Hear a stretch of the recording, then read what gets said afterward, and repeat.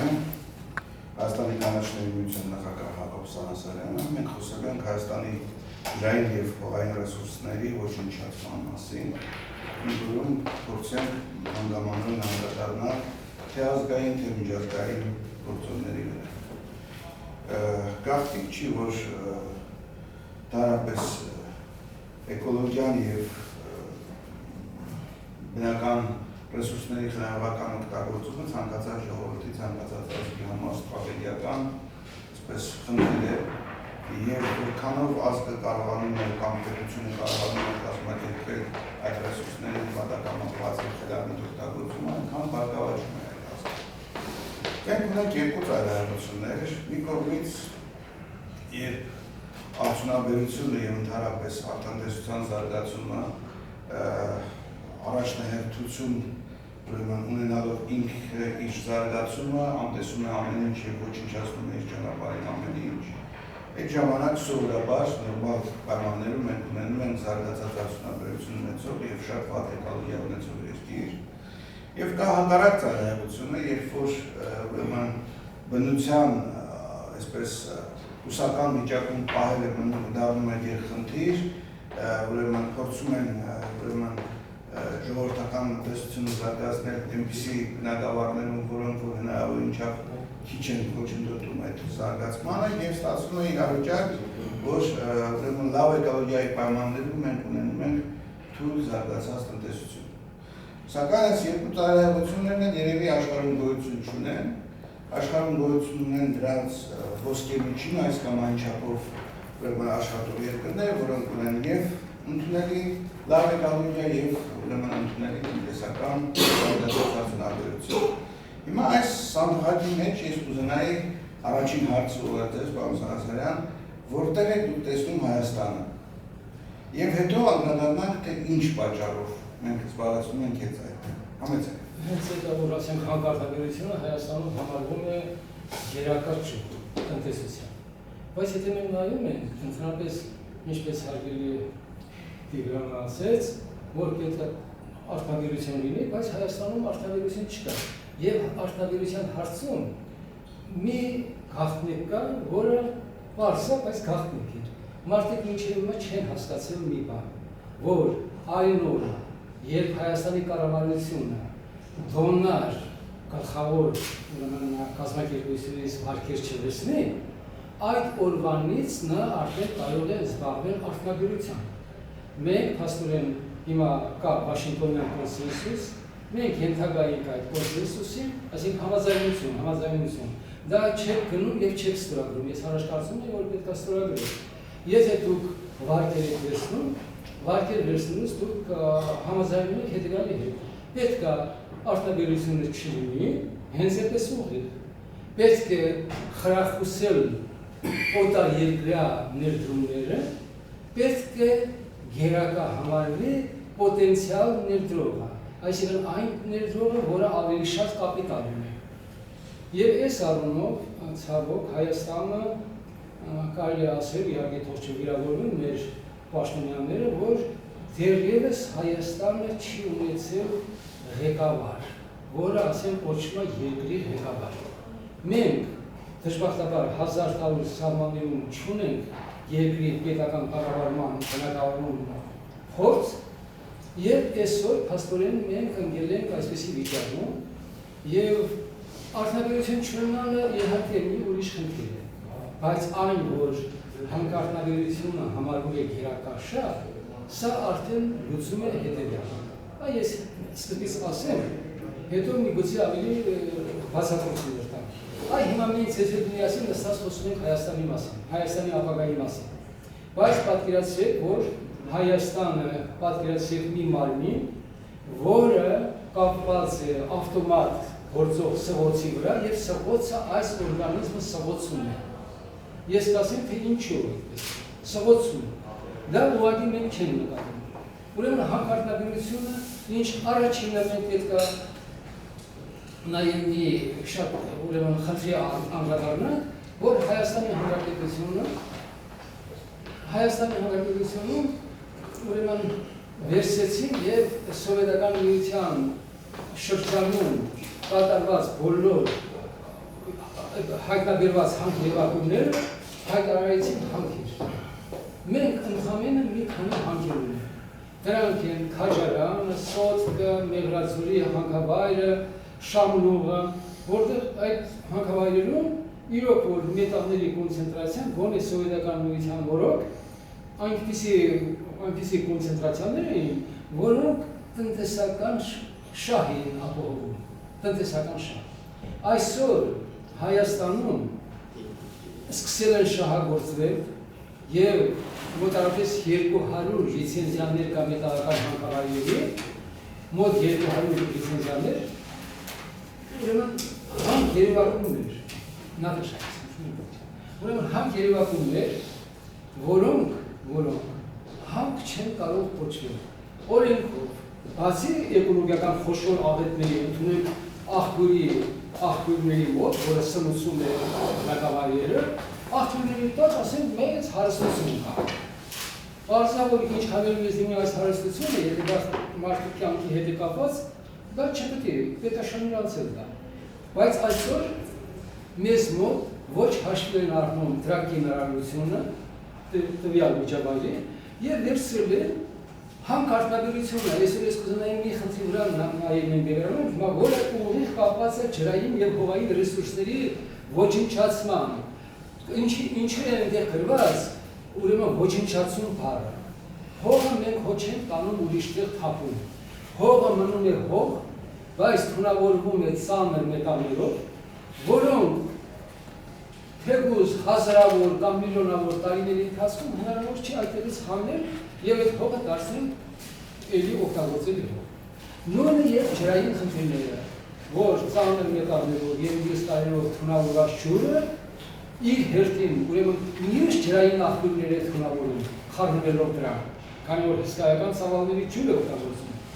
Միաժամանակ ասենք ոչնչացնում է աղբյուրների մնացած, ասենք ընդդեմ իջնելով էստացիոնալ միջոցով կամրատարան։ Ուրեմն հանքարտադրությանը տվել են հետեւյալը. արտոնների։ Ուրեմն այն տարածքը, ընդունենք մի տարածք է, որտեղ պետք է հանքահանություն կատարի։ Այնտեղ կա անտառ, վարելահող, այգիներ, արոտավայրեր, գետեր եւ այլն։ Օրենքում այսպես է, բոլոր այդ բաղադրամասերը գնահատվում է, յուրաքանչյուր մեկի վնասը, թե երկրի տնտեսությանը ինչ վնաս է հասնում, այս բոլորը գումարվում է, հետո հաշվարկվում է, թե հանքաքարի մեջ, ասենք 100 միլիոն տոննա է կամ 200 միլիոն տոննա, թե ինչքան, ասենք հարստություն կա, օգտակար տար, դա վերացում են ուրեմն գալի ֆինանսների, դոլարների կամ դրամի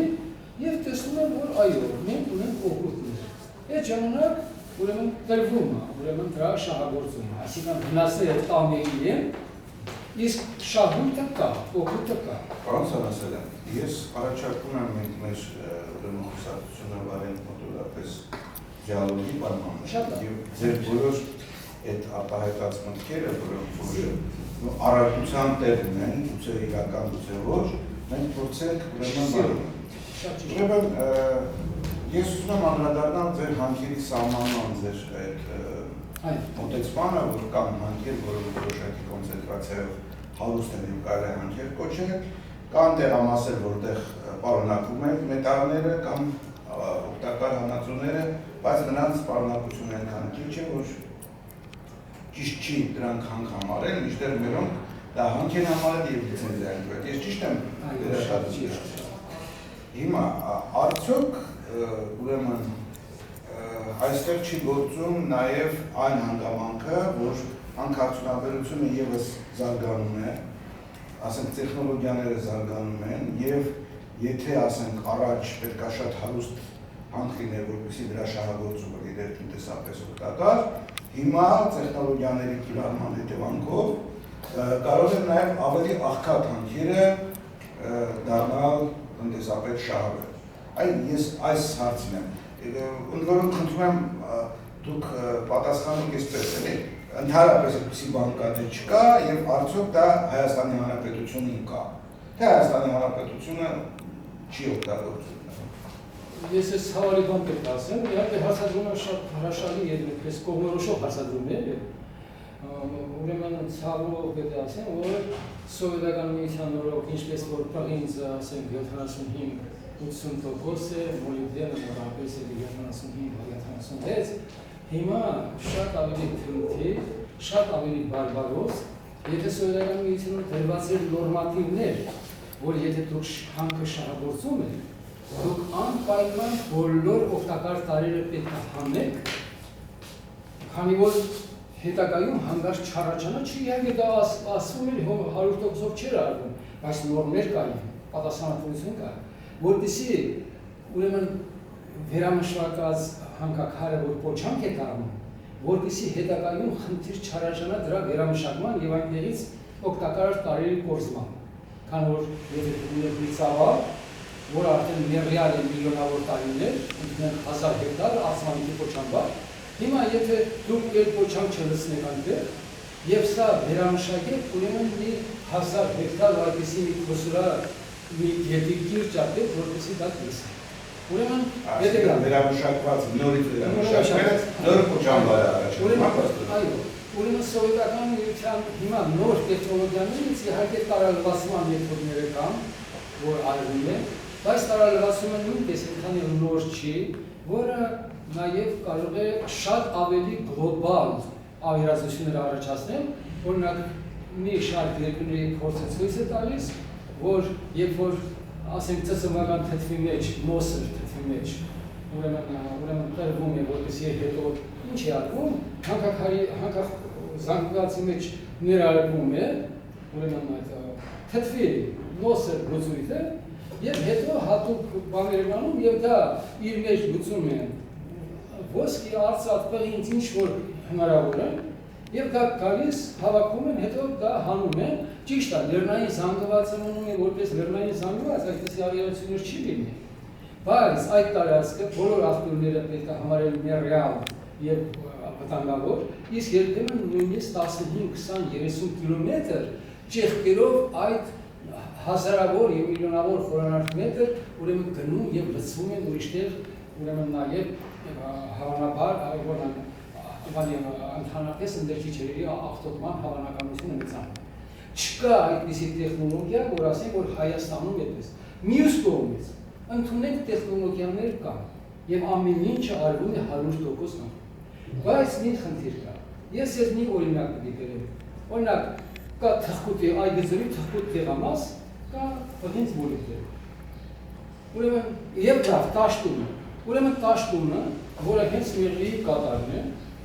1 տոննա հանքաքար հանելու համար դուք պետք է 185-ից 196 տոննա պարփակով ապարներ հանեք։ Եվ լցնեք ուր եք լցնելու, որտեղ փոս է, որտեղ են փոս, որտեղ գետերի կիրճեր են։ Հիմնականում Հայաստանը այդպես բարդ վերևային երկիրներ է։ Այսինքն ձեր հարցադրումը ինչքան որ այսպես հարցադրում էր, այդպես շատ կարևոր, կարող եմ ասել, որ այդ հարցը ուրեմն չկան այդպիսի, կա ինչքան էլ տեխնոլոգիան հզոր լինի, նա կարող է ասենք տոկոսներով բարձրանալ, որը մեզ մոտ ցավոք չի բարձրացել դերևս, հակառակը շատ տարեր ուղղակի թողնում են, օրինակ թուխմանուկի համար, պատկերացնեք ինչեր են թողել փոչանքի մեջ։ Պետք է հաշվել, օգուտը վնասին ծածկում է, ես խոսում եմ այն դեպքերի մասին, որոնք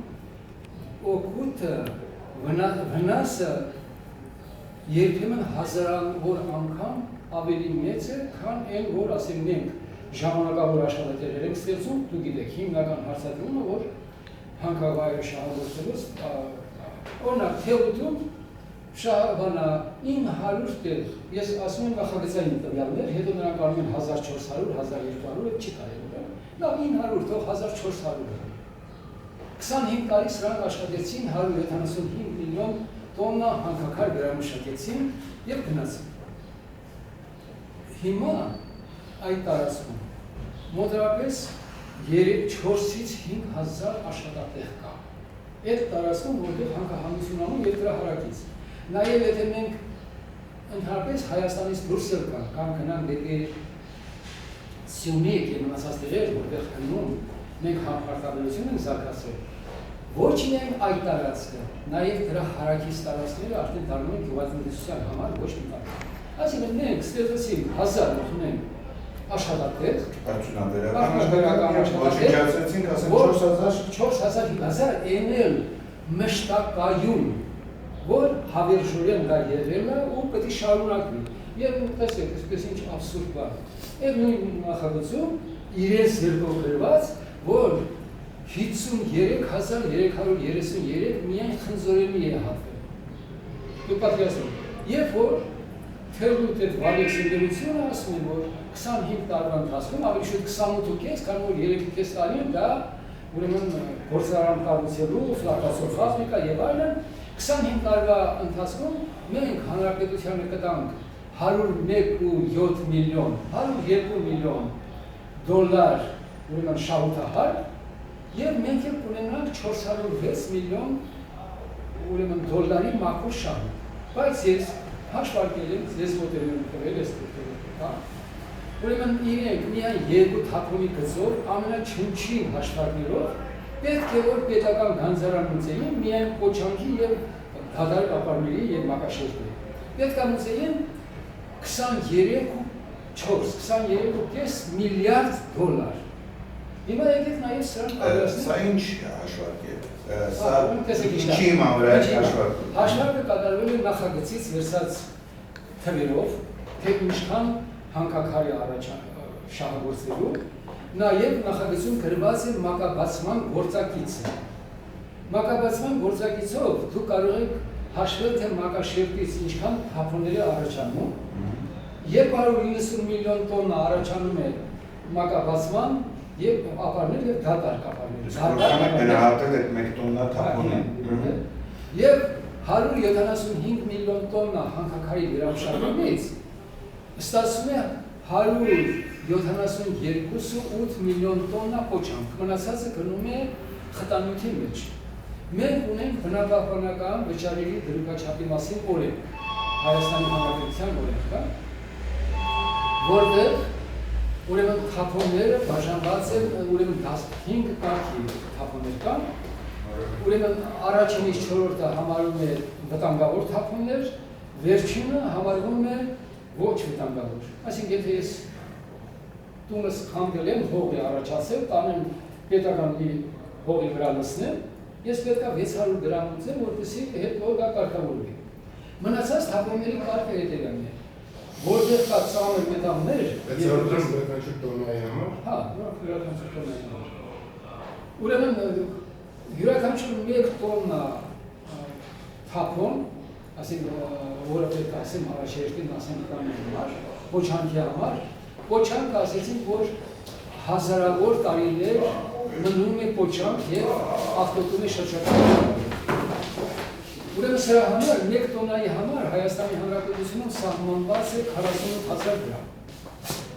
Ուրեմն քանի որ դատարկ կապարների մեջ նույնպես կան ծանր մետաղներ, բայց նրանք կոշտ են, փշրված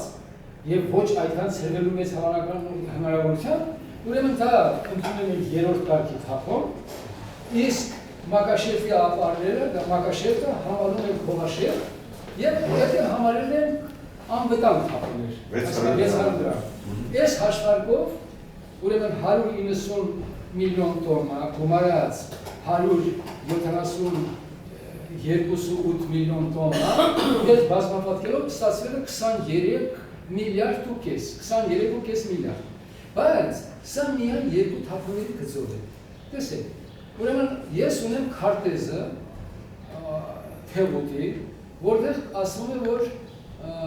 2500 հեկտար տարածք ուրեմն վնասվելու է։ Բայց հետո դրանք տեսան, որ աղմուկ եղավ, դա հիշեցրեցին մինչև 1600 հեկտար։ Եթե անգամ մենք 1600 հեկտարը վերցնենք, ես միած թիվ կերեմ ինքներդ բազմապատկել։ Հայաստանում, եթե դուք 1 հեկտար տարածք ավտոտուն եք արդյունաբերական թափոններով, եւ Պոչանքի մասին չի խոսքը, սա պատական գործ է, եթե տաներ Պոչանքը լցնել, դա համարվում է թշնամություն պետության ժողովրդի նկատմամբ։ Եթե թափոնները լցնեք, որը կարող են հետո մաքրել, սրա համար դուք պետական գանձարան ուծեք 100,000 դրամ։ Ռուսաստանում 1 հեկտարը, որ եկան անցարացի հողատարածքների 1 հեկտարը արտադրական թափոններով աղտոտելու տուգանքը պարտքը 2.6 միլիոն դոլար է։ Հիմա տեսեք, մենք հաշվենք, սա միայն աղտոտումն է, հիմա խնդրում է, այնտեղ 240 հեկտարը դառնալու է սկզբից 600 մետր խորհրդ, հետո մոտավորապես 1200, ուրեմն ներրա ավարտանքարը իր հասուցում է։ Միայն Կոչամբարը իմ չափած հաշվարկներով մոտավորապես 900-ից 1000 հեկտար է, որ եթե Կոչամբարի տակ մնաց Կոչամբարի, արդեն սա հավերժորեն ներրած է։ Հիմա հաշվեք, եթե արտադրական թափոններով տուգանքը ընդունենք 2.6 միլիոն է, ինչ կլինի հողի ընդհանրապես ոչնչացման արժեքը։ Հետո ինքներդ կանենք, հետո ուրեմն այնտեղ 7 գետերի խնդիր կա, ասենք շնորհների վտակներով եւ մոտավորապես մի 40-50 մանր վտակներ կա։ Ուրեմն այնտեղ հենց նախագծում կա, որ միայն ուրեմն 130 կիլոգրամ ցուղ են գործում, երբ որ որսորդները դեռ շատ ավելի են ասում։ Եվ իրենք հաշվել են, որ պետության հասցրած վնասը այս գետերի մահվան 175,000 դոլար։ Հաշվել են շուկայում կարողախարկ են ճակին 90-90։ Ուզում ասել, եթե մենք ամբողջ հողի, ջրի, կյանքին հասցրած բոլոր վնասները հաշվեն, ես կարծում եմ այս 23 միլիարդը դառնա հարյուրավոր միլիարդի վնաս, հարյուրավոր միլիարդի, եւ հիմա Հայաստանի Ռոբերտ Քոչարյանը, որը կարելի ասել այդ հանքավայրի կնքահայրն է, որից հետո եկավ Ռոբնանը, Սերժ Սարգսյանը, որը շատ ավելի անկեղծ եւ ավելի ակտիվ գործեց, հենց ինքը վարչապետ դարձավ մի անգամից այդ ապօրինի հանքավայրը տվեց շահագործման, դա ես հիմա Պարոն Սարգսյան, եթե կարելի է ընդհատեմ, էլի նույն ձևով ուզում եմ երկու հարց։ Առաջին հարցը ուրեմն կապված է ընդհանրապես այդ բնակավայրերի վնասը գումարով արտահայտելու այդ սիստեմի վրա։ Արդյոք այստեղ ակնհայտ չեն կոռուպցիոն ռիսկերը, թե ինչպես է գնահատելու գետի կամ անտառի, ծառի, բանի վնասը եւ ով է պատասխանատու այս հաշվարկների համար, այս հաշվարկները ինչպես են աուդիտ անցնում են թե ոչ, հասարակությունը ինչ որ ձևով կարող է սրա վրա ազդել թե չի, սա առաջին հարցն է։ Եկեք հարցի պատասխանեմ, նախ պետք է ասեմ, որ ինչքան ուրախալի էր, որ մեր հարգելի Տիգրանը, որին շատ շուտանից եմ ճանաչում, այդպես հանդիպումներ եղել, որ հանքարդյունությամբ զբաղվել, քան որ սեր հարցերը ձեռագրվում, որ իրոք էլի։ Ունեն նախ որ ես ասեմ, բոլոր նախագծերը, որոնք դուք նայեք, հենց այդպես ասեցի, արդյոք կոռուպցիոնը ռիսկ չի, որ ամբողջ այդ 7 գետերի գետակների, ասենք, շնորհով ոչնչացման պետության հասցրած տնտեսական վնասը համարվի 175,000 ուրեմն սա։ Ես ճշգրտում անեմ հարցին, պարոն Սարգսյան, եթե կարելի է, ինձ ոչ այդքան կոնկրետ այդ օրինակներն են հետաքրքրում, որքան ձեր վերլուծությունը, թե ինչպես է լինում, որ դա կարողանում է կատարվել, օրենսդրական բացեր է, հասկանում եք խնդիրն ինչ է, ակնհայտ է։ Ես եկա հունի մեջ։ Ուրեմն առաջինը, որ մենք այսպես խոսում գնում ենք, իսկ այն ուրեմն կազմակերպությունը եւ այն օղակները, որոնք ընդհանրապես համաշխարհային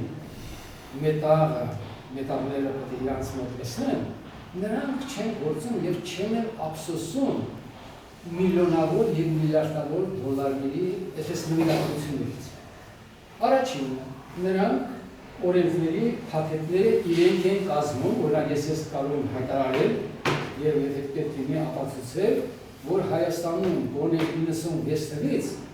բոլոր օրենքները, որ մենք ընդունել ենք, դրանք դրսից եկած օրենքներ են, որոնք թարգմանվել են հայերեն եւ յուրաքանչյուր օրենքի հետ եկել է դրամաշնորհը։ Օրինակ միայն ջրային օրենսգրքի օրենքը հայացնելու, տեղայնացնելու համար Համաշխարհային բանկի տված դրամաշնորհը ես մոռացել եմ ինչքան է, միայն USAID-ին տվել է 5.5 միլիոն դոլար։ Ընդերքի մասին օրենքը, որ ընդունվեց 2011 թվականին, Հայաստանի կառավարությունը ինքը օրենք սարքեց, այդպես չեմ հիշում, քանի 7 թե 17 միլիոն դրամ տվեց։ Բայց հետո համաշխարհային բանկը 1.5 միլիոն տվեց,